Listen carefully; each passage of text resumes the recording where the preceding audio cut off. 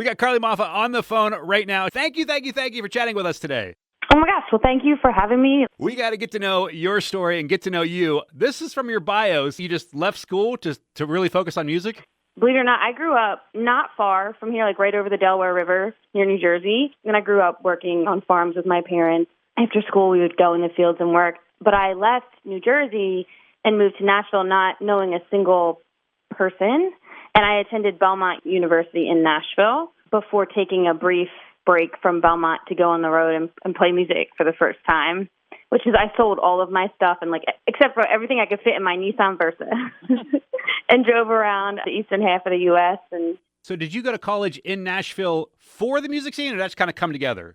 So I went to college in Nashville. My parents were just amazing growing up, and really I feel lucky because, like I said, I was raised on a farm in Jersey, and after school we would all work in the fields, and I had this really great experience, and from a young age valued hard work. And so the other thing that was really valued in my family was education, and that it's like a privilege to go to college and things like that. My grandpa, my pop-up actually, was from Italy, and my parents were like the first to go to college on the other side. And so I went to Nashville, moved to Nashville to attend Belmont University, and I had done some singing classes there. I had a minor in classical voice, and so I moved to Nashville technically for school, but also there's obviously the best country music scene, but also a great music scene overall here now that is just super rich and super creative. So what is the step one? Like I want to go tour. I don't have that network set up yet. So how do you do that from like step one? What's the first phone call? What's the first thing you do?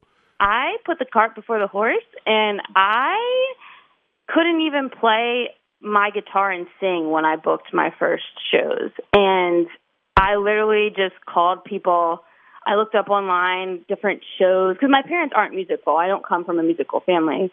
But I looked up shows and towns on Google on my computer and would reach out to events that I saw. If I saw like a really cool act there that I loved, or just a really cool event or festival or whatever it may have been, and I would just call them on the phone and talk to them and see if there were openings and see what they were looking for. And really just, I was really interested in creating connection at the time in my life. I just wanted to connect with the music scene. And so that's kind of how, and I had booked shows and I hadn't even been able to like play and sing the set yet. So I did like 3 a days. Again, the work ethic that I got when I was younger kind of influenced this, but I would get up at like 5:30, 6 a.m. and I would go outside while my roommates were sleeping and I would practice guitar.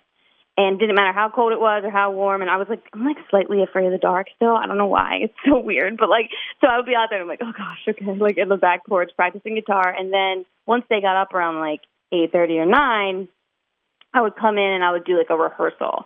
And then I would work on booking shows, work on routing. And then I would do another rehearsal. And I kind of just did that day in and day out, just honing the craft. And is that crazy? I mean, it's amazing because there's so many people that say, like, I want to do something and just don't. And for you to go and put that much work into it, that is amazing. That's an incredible, like, what made you start? Like, I think I want to learn how to play. Music itself, I fell in love with young. Like, I was always interested in music. On the farm, before we had phones that could, like, play music in our pocket, when I was really little, I would take radios with, like, the big electrical extension cords, and I would run them into the fields while we were working, and I would just move them along as we were working, sometimes leaving the extension cords out, and not so good, but, like, I loved music. I loved how it made me feel. I loved this experience that it gave. So I fell in love with it young.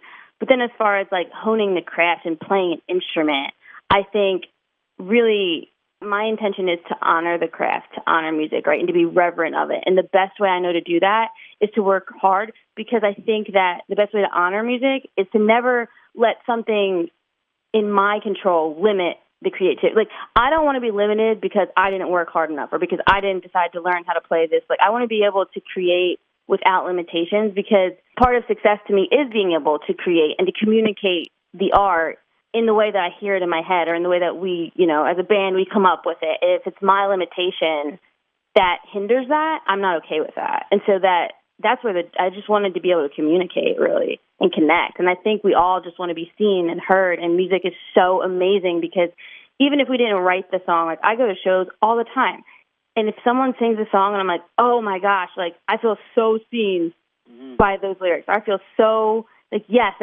that's what I feel. Like, we all feel seen in it. And so it's like a vindication thing. Like, oh my God, there actually is somebody out there that feels like I feel. yeah, I think we all, writing music too, one of the dreams is I hope someone listens to a song and is like, hey, I feel less alone next to that. Like, hey, oh my gosh, it's not just me. Like you were just saying, like, oh, other people feel this too. So if you had to describe, this is always a weird question when I ask musicians, but if you had to describe your music in a few words or in a couple of lines, how do you describe it? I don't know how anybody else would describe it, but I would describe my music as honest, raw, authentic, unfiltered, alive, human. That's what I would say. I don't know how anybody else would describe it. Well, the important thing is what you set out to do. And if you're setting out to do raw and open and human and alive, that seems like a good place to start for any kind of musician. Well, yeah, I think we also can feel it when somebody's honest. Like, it's just, we feel it. We know it. We know it. Yes, we all practice as musicians a ton, right? Like, the goal, though, I'm really big on preparation. Like, I'm really big on working extremely hard before the show to get as prepared as we can possibly be and work as hard as we possibly can so that the day of the show, it's cake. Like, rehearsals are always harder than the show, but the reason for that is because music can live in this flow state that happens at the live show, right? Which is like the human and like, but if I'm like unsure about something or I'm thinking about how something may sound to somebody else, like that sucks it all right out. Like, I don't think about that at all. I don't even know what I think about up there. I just do. I just am. I'm just there. All the thoughts stop. How can people find out more about you and about what you're doing? CarlyMoffa.com. And then I've got some new merch I just released out, like just a limited edition. My pop-up, like I said, I was not too far from here. I was born and raised right over the Delaware River in New Jersey, and my pop-up was from Italy, and he used to say, end the message, after every sentence. He'd be like, no, end the message. And we're like, Pop, you don't have to say that. We know you're done talking. Like, you don't have to say end the message. But I created this brand because I believe there's innate truth, like, about everyone. Like, you matter. End of message, period. No further conversation needed. That's it. Not you matter when you X, Y, and Z. And so I just, on the website as well, are these limited edition shirts that are like, you are enough, end of message. They're calling the end of message shirts. And like, I'm rooting for you, end of message. And so that's online, CarlyMoffa.com.